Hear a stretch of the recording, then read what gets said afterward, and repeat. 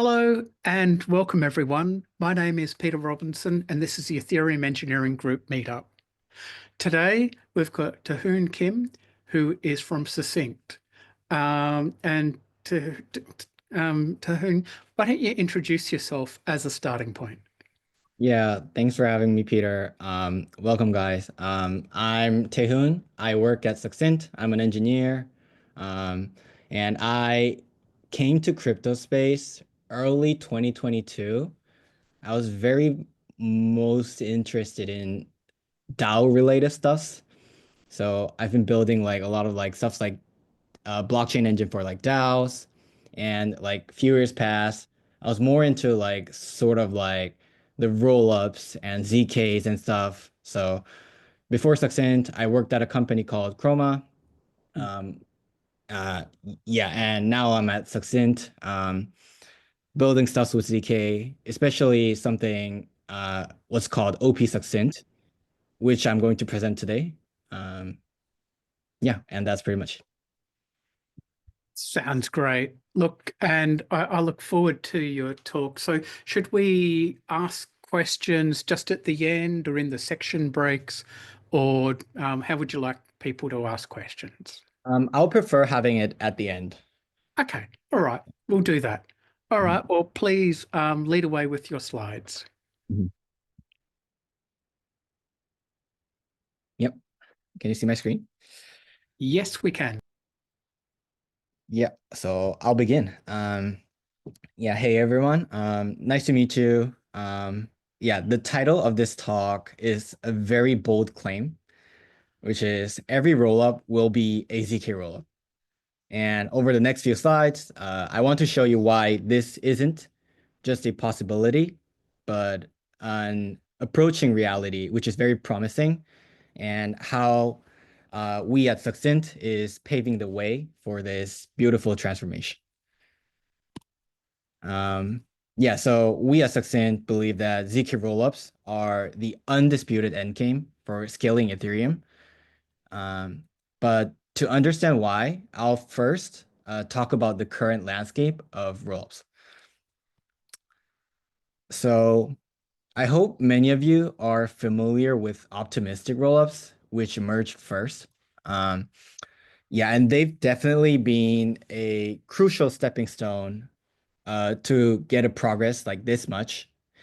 But it's more of like an analogy of like the first gas combustion engines where these made sense at like first point when it was like invented, got us moving forward. But as you know, like technology evolves, we now realize that there are better, more efficient options like electric engines on the horizon.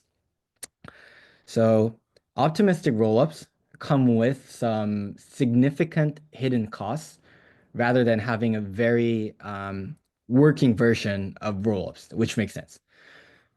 So if we see a point of view from security, they have this often like 7-day finality times, which is very long considering the fact that there's like billions of TVL on chain, which is basically like locked up if you're trying to like withdraw natively.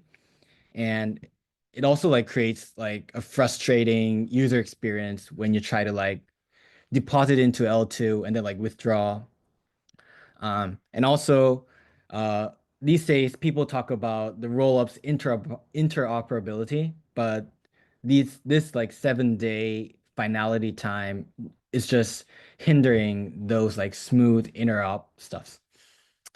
And yeah, and like to for optimistic rollups to reach like certain security level, they require some crypto economic games to prove like fraud of the entities that are posting the state road.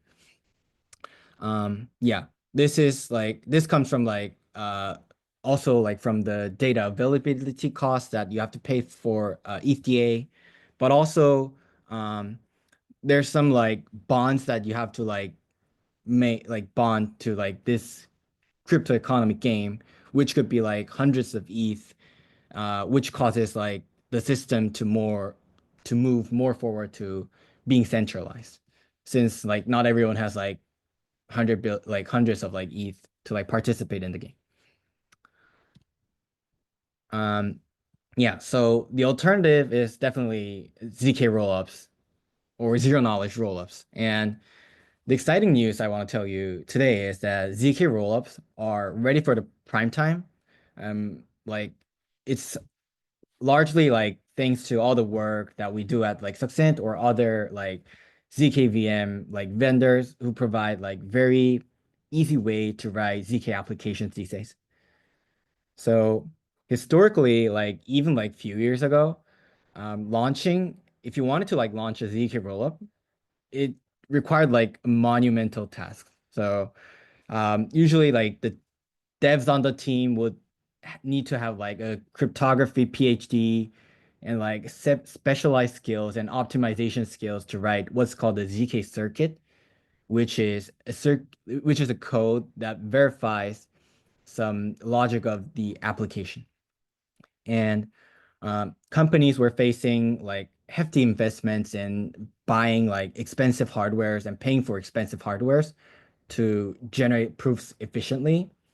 And let's say you first start kicked off with an optimistic rollup, and if you were on the team, you would often get like stuck since you have no clear or easy path to like switch to like ZK without like having like major disruptions of the system. But now the games have changed. With SP1 for devs, with our like performance zkVM, like we allow to write powerful ZK applications in like familiar languages like Rust, which can be compiled down to RISC-V.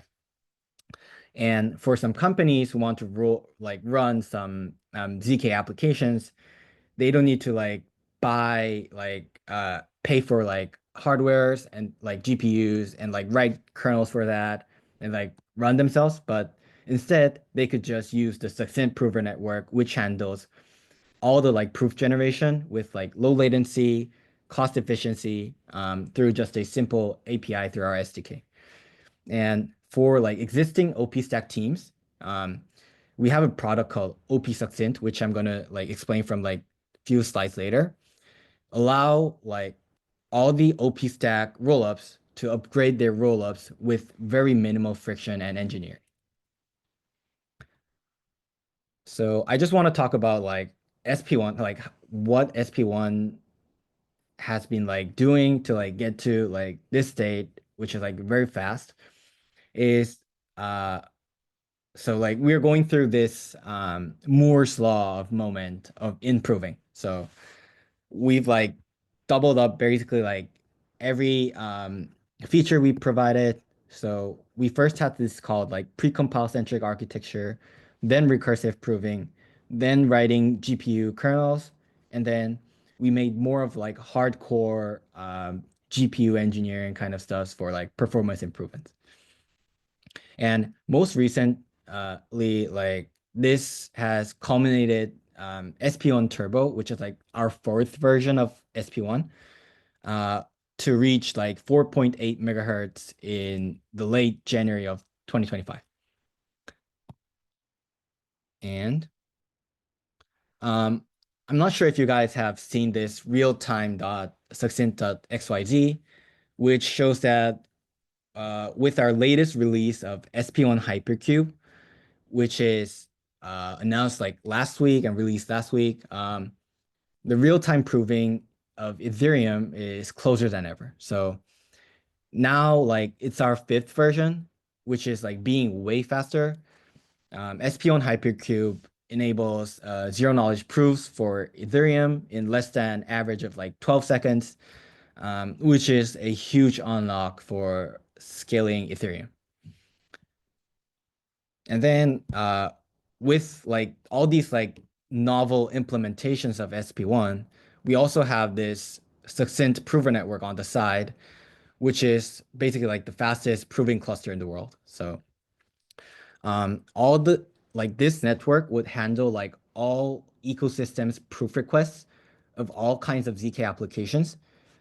They could be like rollups, co-processors, oracles, or even like proving Ethereum And yeah, it consists of like decentralized provers with custom hardwares, custom implementation of like the clusters, which achieves economies of scale, with fast finality and censorship resistance, and a sovereign coordination layer, which is like very important for like these prover network. So these two combined, what this leads is we consider as a paradigm shift. So we consider this is the foundation of what's called the ZK 2.0. And if ZK 1.0 was more of a monolithic stack architecture, so like let's say we have a ZK L2, which is tied to a specific ZK VM, a specific proving system. Um, which like the proof generation is run on like cloud providers like AWS, Google Cloud Platform. But now ZK 2.0 is all about modularity. You just need to write your ZK application in Rust.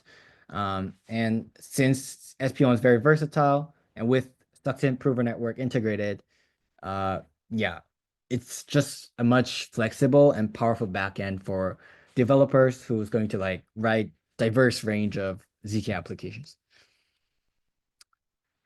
Now I want to talk about OP Succinct, which is the stack I mentioned for OpStack rollups to integrate ZK.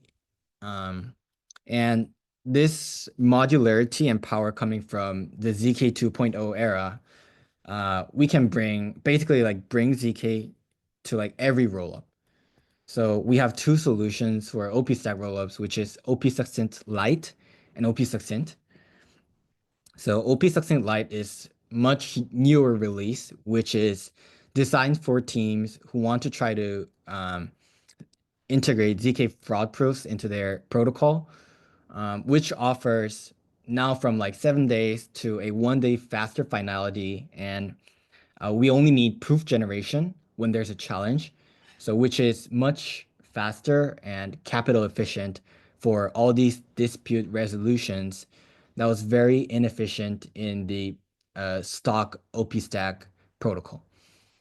And for OP Succinct is for the rollups who are ready to turn their OpStack optimistic rollup into a zk rollup, which is they can have a 1 hour fast finality, proving every blocks with validity proofs, which would have like much secure rollup, like with faster finality, which will lead to like better UX, better interop, like resolving basically like all the problems we had in the beginning.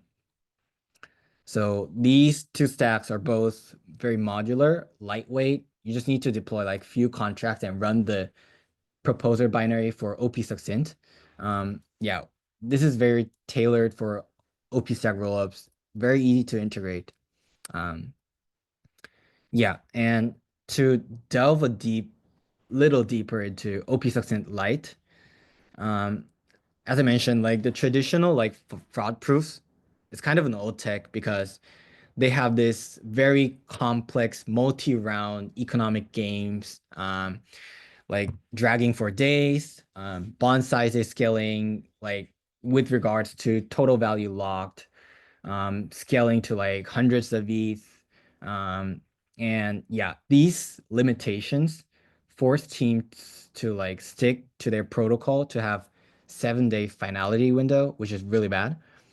And for ZK fraud proofs instead, implemented in OP Succinct Lite, these disputes of games can be resolved in a single step with a ZK proof, which would take 1 day or less to generate a proof. But to be secure, you can just set it to 1 day so that even if it fails, you can retry and no honest party loses. Um, with this feature, the bond size now shrinks dynamically just to like 5 to like 15 ETH, because we can compute ZK proofs off chain and then settle to L1 afterward instead of having all this crazy multi-round interactions on chain uh, to keep track of the state of the game.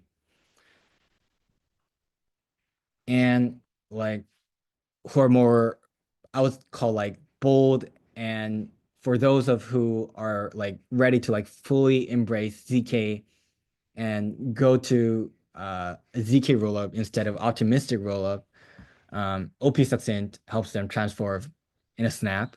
So the core benefits are, now we're talking about 1 hour finality, which is uh, like considering the 7 day window, it's 100 times faster, over 100 times faster. And this also means that the stage one requirement defined by L2B, which could be qualified, and which means that the rollup is now in a much mature state where users can be more confident that the rollup secure.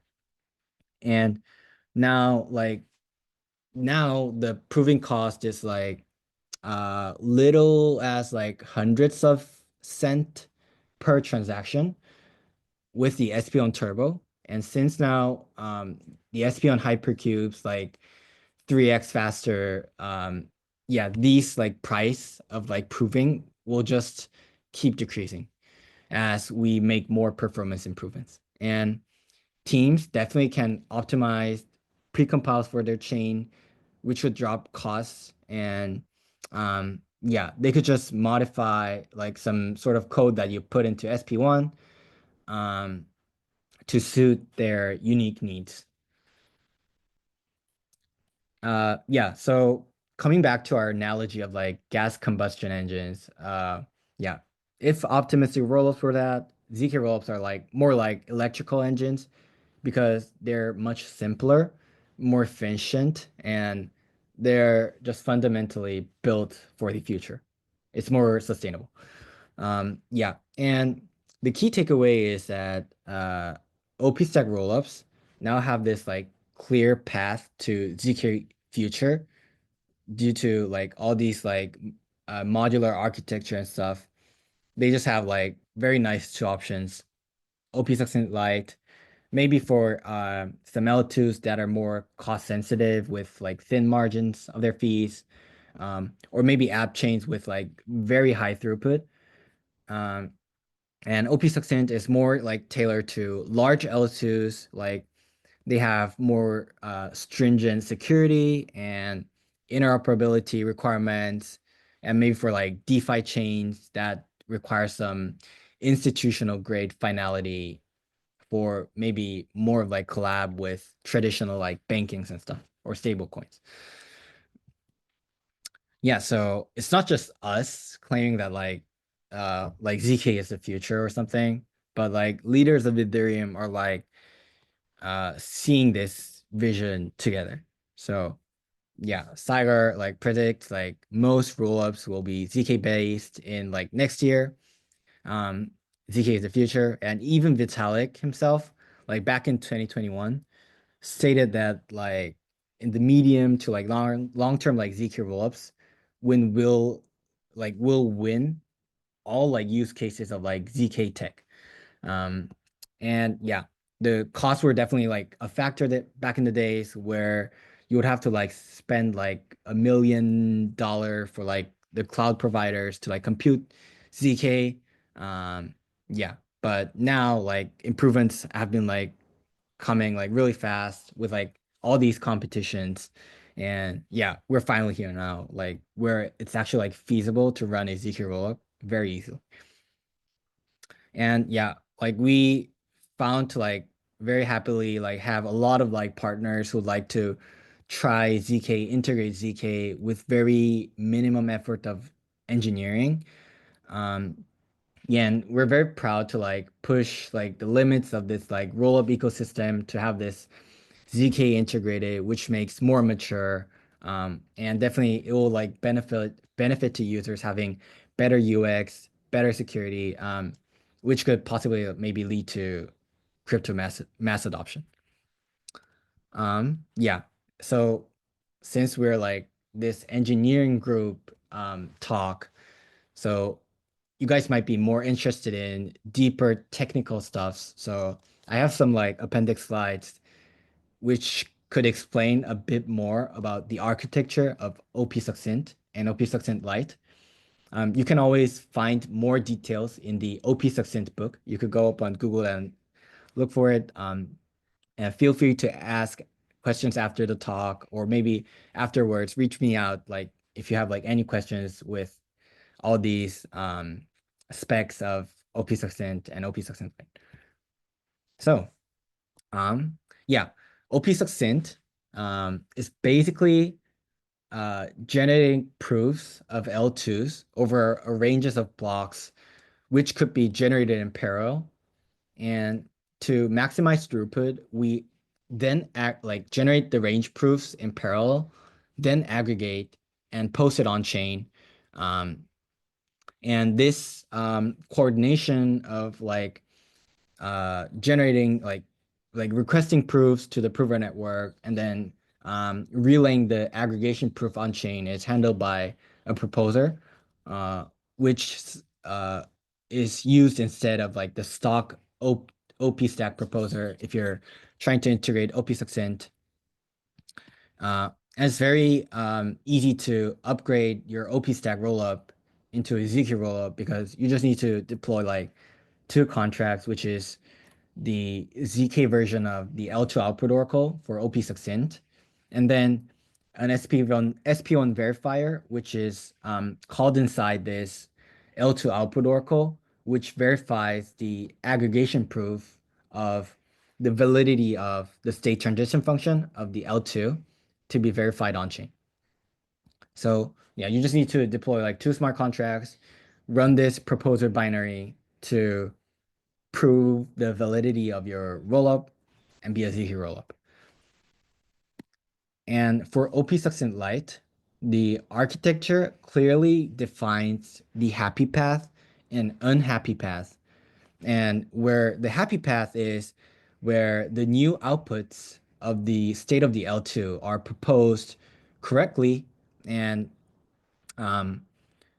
yeah, so basically what we call is a dispute game factory is being called, which creates what's called games, which represents some state of the L2. And all these games claim a valid output at certain point of block, then we just have the state of the L2 finalized after the window of the game expiration. So in the happy path, everyone proposes a honest, valid game. Dispute window passes, then the game is finalized, and the state of the L2 is finalized. But in the unhappy path, for the rollup, optimistic rollups to be secure, we need a challenge mechanism where if a challenger spots some dishonest behavior from a malicious proposer, then they would dispute the game, and then the prover who, in case of someone malicious challenger, is challenging honest games to stall the finalization of like an L2, they can defend the honest games within the proving window by generating proofs that, oh, this game n is valid, um, which also is like verified inside the SP1 verifier um, on Ethereum. And if a valid proof is submitted in time, the honest proposer will win and defend. But in the other case, where the challenger is honest and there was a dishonest game being provided, the prover won't be able to generate a valid proof that will defend to get a malicious state root to be finalized. So in that case, the challenger wins. So this is a very high level overview of like OP Succinct Lite. Yeah, and to wrap up, I personally like truly think the transition to zk rollups is a fundamental upgrade in how we scale blockchains, considering the fact that like 2, 3 years we were never feasible to run a zk rollup if you aren't like a mega chain like funded very well. But now, like due to all this like ZK tech evolving, being more performant and cheap, we can now offer better security to users, faster finality for UX. Yeah, and we have more flexibility now, basically. Um, yeah. So I really believe that every rollup will be a ZK rollup. And thank you guys for listening. I'd be happy to take any questions. Always feel free to reach me out. Every like my ID and handles are like fakedev9999. Feel free to reach me out for any questions. Yeah, well, thank you. And I know I've got a few questions, but um, before I fire off, does anyone have a question?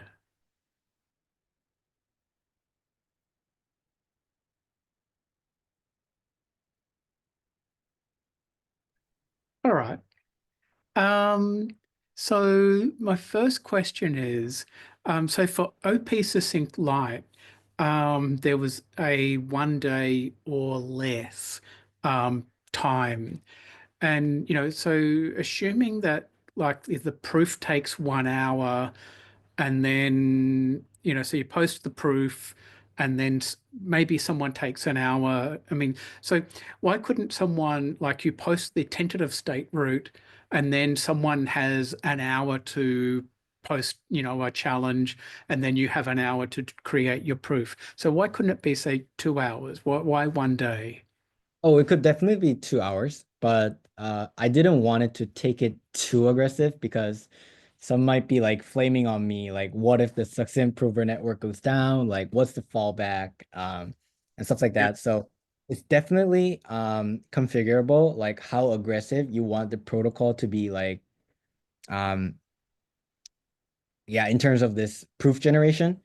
Yeah. Definitely yeah, in a very happy case, we could just like take it down the finality to like an hour or like couple of tens of minutes like to generate a proof. Yeah. Well, at the tentative, I guess there's also, can you be censored from putting your challenge transaction in as well? But that would seem, reasonably unlikely that you wouldn't get a transaction into Ethereum, say, across multiple hours. You could just have a high gas price. Mhm. Um, so what's then, so I guess that you actually point to a really interesting question. So given the succinct prover network is proving many different systems, what's its uptime? Is it like down for a minute a year or, how many nines are we getting here? Um, like what we claim is definitely like currently we have some clusters that we're running for our customers, and we provide SLA of uptime of 99.9%, which basically like never goes down. We have like auto scaling and stuff, like a lot of engineering effort to like make the system to be very robust. Yeah. Could there be oh, sorry, go ahead, David. Just on the same slide. So, Tehun, I think you mentioned the um, denial of service attack against the OP66 Lite use case, right? Where you're only generating proofs during challenges, Mhm. and you have this attacker wanting to cause resource utilization Mhm. at the rollup. Mhm. And I didn't fully understand the defense against that. I understand that you said something along the lines of you proved that the system as a whole is valid, but you haven't proven without doing that extra day of computation that that particular transaction is valid. So how do you deal with that? So you're asking like how do you defend against like this denial of service attack from malicious challenger, right? Yes. So basically, you would have to like prove the earliest challenged games um challenged by malicious proposer by generating a proof and defending that that game is valid. So the defender is in charge of generating proofs. Um, yeah, and basically we also have this like bond mechanism where the proposer and also the challenger, if they want to challenge, they'll have to stake their bond to the contract, and then yeah, it resolves in favor like whoever wins and takes the bond. Does that answer your question? Or Yeah, maybe. So the disincentive to gratuitously challenge without proof Mhm, is that there's an economic loss, right, mhm. for the challenger if they challenge a valid game, and that's fine. I understand that. Um, I suppose it depends on how much money's at stake, right? Yeah, It yeah. might actually make sense for me to pay the bond Hmm. if I can front run somebody else, for Hmm. example, or if I can just benefit somehow by slowing down or taking offline this particular rollup. Hmm. So it seems to me the balance of these economic incentives or disincentives has to be really carefully managed. I wonder if you've modeled that or if it's empirical. I mean, how are you coming to uh, those values? Mm.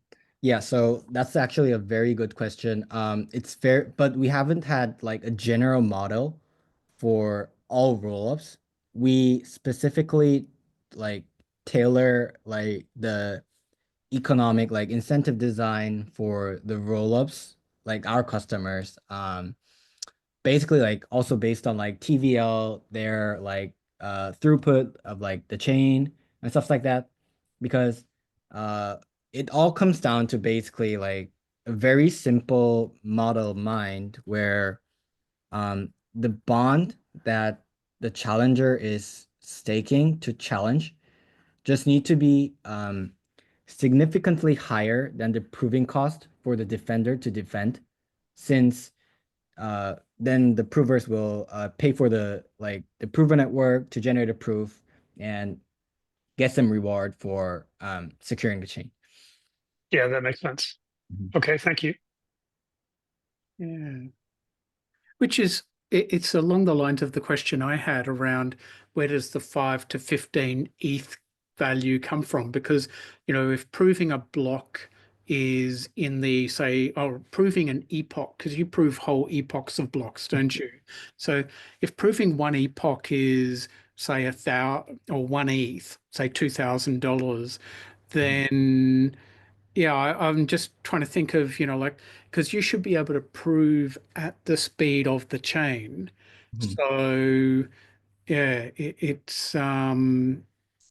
so yeah, so where is that five? So you're just thinking that part of that 5 to 15 ETH number is just to disincentivize people from just challenging arbitrarily. Mhm. Yeah. So I want to talk about like 2 points. One is that for OP Succinct Lite, we've designed in a way that if a parent game is invalid, all the descendants would be invalidated. Mm. So you would basically have to, you don't have like that much of a burden to like keep up the speed with like the chain to like prove all ranges, but instead you could just um invalidate some challenged game like um which is like the oldest one. So that's one. And the other, like for 5 to 15 ETH, the current proving cost of like very low throughput L2 chains, let's say we're proving like 1,000 block of like 2 second block time. It usually takes only like tens of like couple tens of bucks. So considering that fact, and also the stack OP stack like this game mechanism requires up to like 700 to 800 ETH in the worst case. So considering that like 10 to like 5 to maybe 15 ETH that I'm like having as a ballpark is significantly lower than like what we have had from like the old OpStack dispute game system, but now, and also which is like significantly higher than like proving ranges of blocks. Yeah, okay. And I guess the lower the the challenge fee, the more democratized challenging is, because more people can afford to do it. But I guess to challenge, you've also got to be validating like or verifying the block routes, because otherwise Mhm. you won't know what to challenge. Yep. So that's a pretty big investment anyway. Mhm. Oh, by the way, like running the binary to like the proposer or maybe a challenger to verify the state roots, actually like we've did like very nice optimization. So the computing cost is actually very low. We can run basically like under 2 GB of RAM, and like very, yeah, you could basically like probably run it on your laptop as well. Okay. All right. Interesting. Good. Yes, all right. So it might be some in the order of hundreds of dollars a month in Amazon Web Mhm. Services, something like that. Mhm. Yeah. And so, I know we've talked a lot about costs, but what about, so if you had a chain, so that we've got a good analogy for costing. So Ethereum, everyone knows the chain, and we know the dynamics. So ballpark, how much would that cost to prove per year using Succinct's latest system? Do you have numbers for that, or is that you're not quite sure? I mean, and if you don't know off the top of your head, you shouldn't say, because just in case you're too low or too high, you don't want to say the wrong thing. Yeah. I'm not sure, but yeah, I don't have like the exact ballpark, but to confirm like the minimum bound, I as far as I know, it's still over 100K a year, but um I consider that to be fairly low considering like the TVL on ETH and like the value we have to secure. Um, but yeah, we can definitely get it lower, but yeah, it's still over like it's still like a couple of like 100K a year to like prove the whole Ethereum blocks. Okay. All right. Well, that's interesting. That's a good metric, I think, as a broad brushstroke. That was what I was thinking it was going to be, but just wanted to check. Yeah. Does anyone have any other questions?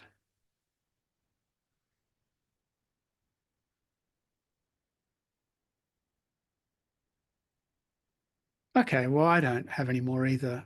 Oh, and we've got a great talk. Yeah. So go there. I had some next slides and ending slides. Mhm. Did you incorporate them? Yes, I did. Okay, brilliant. All right. The merch store is still open, so please get your t-shirts there. Next slide. We have a whole stack of talks coming up.